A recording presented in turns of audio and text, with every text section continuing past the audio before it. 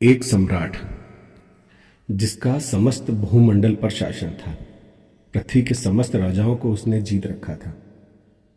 और कैसे एक चमत्कार, एक अंधविश्वास के कारण उसके कुल में एक वर्ष के भीतर कोई पानी देने वाला नहीं बचा। रामचरितमानस की पहले ही कांड, बाल कांड की ये कथा, जिसे बड़े विस्तृत से तुलसीदास जी ने लिखा है, ये हमें ज्ञान कराती है कि कैसे हंसते खेलते परिवार अंधविश्वास के कारण बर्बाद हो जाते हैं। तुलसीदास जी कथा शुरू में कह के ही ऐसे इशारा करते हैं कि जैसे वो रामचरितमानस से अंधविश्वास को शुरू में ही दूर कर देना चाहते हैं कि इसके नाम से कोई पाखंड न फैला पाए। मैं संक्षिप्त में कहानी कहने का प्रयास करूंगा। एक कैकेयी देश, जहां का राजा था सत्यकेतु। सत्यकेतु के दो पुत्र हुए, प्रताप भानु और अरिमर्दन। राजा अपने बड़े बेटे को राजपाट देकर वन चले गए थे। सत्यकेतु का मंत्री, जो कि ज्ञानी था, जिसका नाम था धनरुचि, बहुत ही समझदार, बहुत विवेकवान, बहुत ज्ञानी, बहुत धार्मिक था। अब प्रताप भानु, जिसे यह राजपाट मिला था, उसका प्रभाव क्या था? सप्तदीप भुजबल बस कीन्हे, ले ले दंड छाड़ी नृप दीन्हे, सकल अवनि मंडल ते ही काला, एक प्रताप भानु महिपाला। प्रताप भानु ने अपनी भुजाओं के बल से सातों द्वीपों को वश में कर लिया था। सभी राजाओं से दंड लेकर, अर्थात अपने अधीन करके छोड़ दिया। संपूर्ण पृथ्वी मंडल के उस समय केवल प्रताप भानु ही एक राजा थे।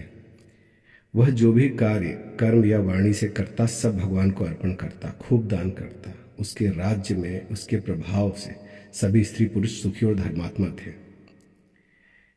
भूमि कामधेनु के समान हो गई थी। राजा इतना धार्मिक था कि जहाँ लगी कहे पुराण श्रुति, एक एक सब जाग, 12 सहस्त्र नृप किए सहित अनुराग। अर्थात वेद और पुराण में जितने भी प्रकार के यज्ञ किए हैं, राजा ने एक एक करके उन सब यज्ञों को प्रेम सहित हजार हजार बार किया। इतना करने के बाद भी एक गलती, एक अंधविश्वास, एक महत्वाकांक्षा के कारण हुआ क्या? उसे श्राप मिला, संबत मध्य नाश तब हो, जल दाता न रहिए कुल को। एक वर्ष के भीतर उसका नाश हो गया, उसके कुल में कोई जल देने वाला नहीं बचा। एक बार प्रताप भानु एक घने जंगल में एक विशालकाय सुअर के पीछे पीछे जंगल में भटक गया, और वह सुअर भी एक कंदरा में पहाड़ की छुप गया, चला गया, गायब हो गया। वन में भटकते उसे एक आश्रम दिखा। वहां पर एक राजा कपट से मुनि का वेश बनाकर रहता था, जिसे प्रताप भानु ने ही कभी हराया था। इसलिए वह अपनी सेना और परिवार छोड़कर युद्ध से भाग गया था और वन में रहकर अपने अच्छे समय की प्रतीक्षा कर रहा था। कपट मुनि ने राजा को पहचान लिया, पर तपस्वी का वेश में होने के कारण राजा भानु प्रताप उसे नहीं पहचान पाया। कपट मुनि ने राजा को बैठने के लिए आसन दिया। राजा ने कपट मुनि का परिचय पूछा तो भीतर से बदले की आग में सुलगता वह मुनि बोला, जब से सृष्टि प्रारंभ हुई है तब से मैं यहाँ हूँ, पर स्वयं को मैंने छिपा रखा है, क्योंकि लोक में प्रतिष्ठा अग्नि के समान है, जो तप रूपी वन को भस्म कर डालती है। इसलिए मैं जगत से छिपा रहता हूँ। संसार को रिझाने से अच्छा है प्रभु को रिझाओ। तुलसीदास जी कहते हैं, तुलसी देखी सुवेशु भूल ही मूढ़ न चतुर नर। अर्थात सुंदर वेश देखकर मूढ़ तो छोड़िए, चतुर मनुष्य भी धोखा खा जाते हैं। जैसे जनक जी अष्टावक्र जी को देखकर हंस दिए, पहली बार पहचान नहीं पाई उनके ज्ञान को, उनका शरीर देख के धोखे में आ गए। कपटी मुनि आगे बोला, हमारा नाम एक तनु है। जब से सृष्टि उत्पन्न हुई है तब से मेरी उत्पत्ति हुई थी, तब से मैंने दूसरी देह धारण ही नहीं की, इसीलिए मेरा नाम एक तनु है।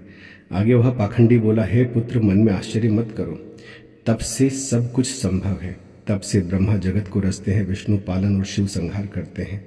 यहाँ पर राजा बड़ा था तो प्रभाव में लेने के लिए बातें भी बड़ी करनी थी।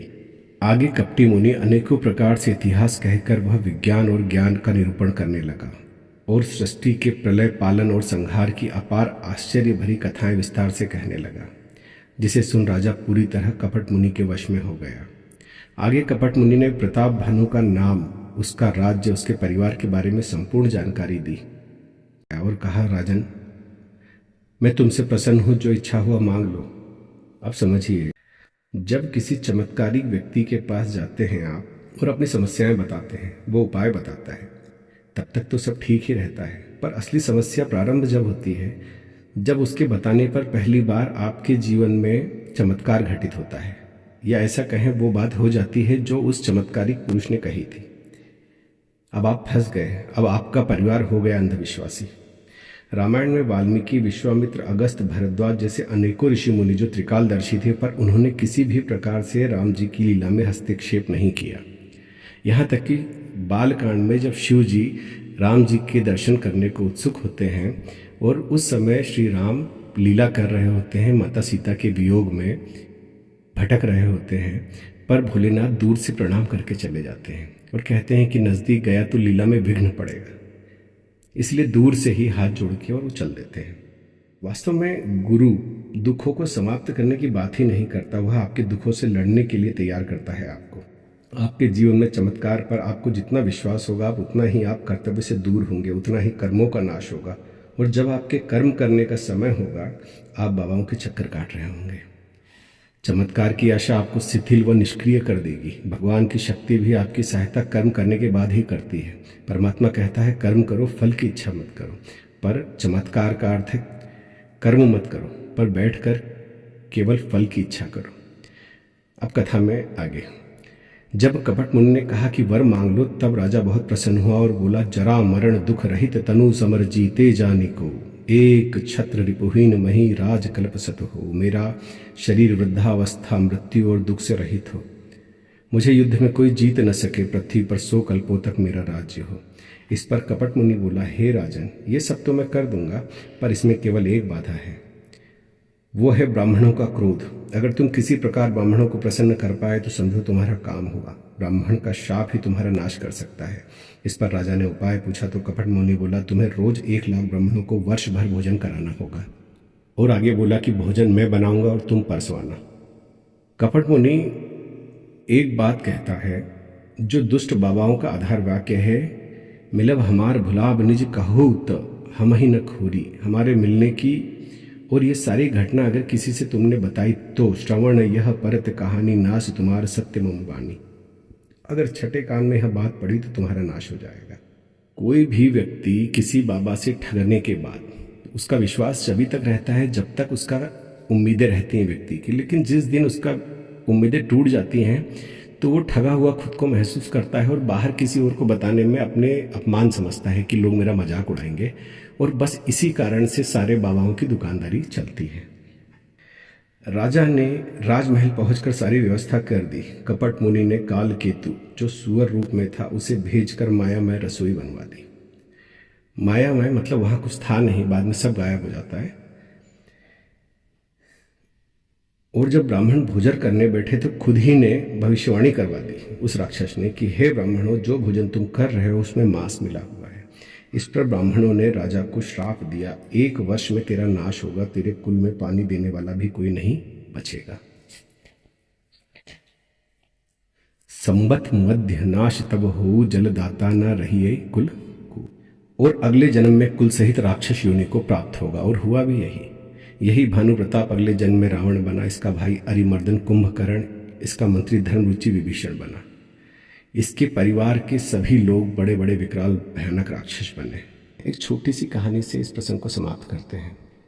एक काफ़ी पहले, काफ़ी पुरानी बात है, टीवी पर एक सीरियल, एक भूत का एक नाटक आया करता था, जिसमें एक घर के अंदर एक शीशा होता था। उस शीशे के अंदर एक भूत रहता था।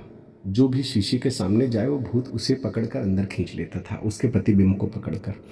पर एक बार एक बाबा उसे पकड़ने आया और परिवार के लोगों ने देखा कि प्रतिबिंब, शीशे में उसका प्रतिबिंब ही नहीं बन रहा है। अरे बोले, बाबा जी आपका प्रतिबिंब ही नहीं बन रहा है। तो बोले इसीलिए तो भूत मुझे खींच नहीं पा रहा है। बोले जिसका प्रतिबिंब बनेगा। पर बोले आपका क्यों नहीं बन रहा है? बोले बेटा, हमने मैं को जीत लिया है, और जिसका मैं को जो जीत लेता है अपने मैं को, उसका प्रतिबिंब नहीं बनता। और बोले हमने उसे जीत लिया है। जैसे ही उसने ये बात कही, उसका अंदर अहंकार आया, उसका मैं बना, वैसे ही शीशे में उसकी आकृति आ गई और भूत ने उसे भी खींच लिया 2-3 बार मैं कहने से।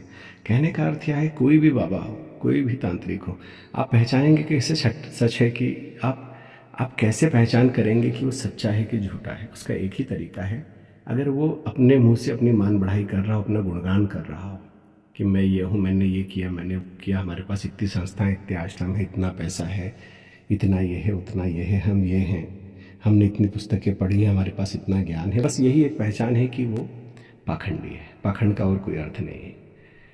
और इनसे दूर रहिए, पहचानने के बाद इनसे दूर रहिए, सुखी रहिए। जय श्री राम।